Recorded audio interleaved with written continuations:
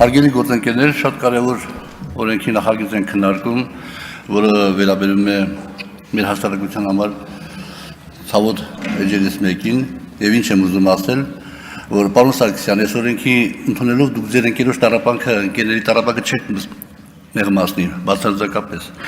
որովհետեւ բիզնեսի օրենքները անողոք են, բիզնեսը շահ է հետապնդում, եւ հետեւաբար այդ փողը որպես թե վճարի հավելյալ турք ինքը դնելով ձեր ընկերոջ վզին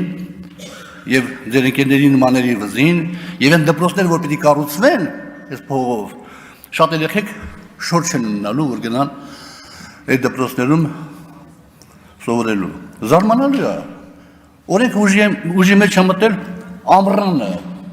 պարոն Պողոսյան այդ օպերատորի հետ կապված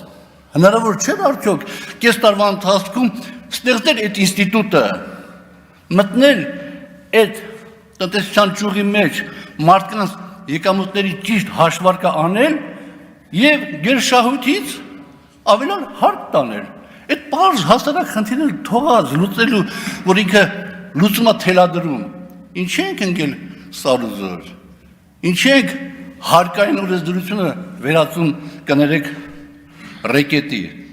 որ բիզնեսներն դուրս գան այդան հարևան երկրներ եւ հարևան երկրների համար փող աշխատեն շնորհակալություն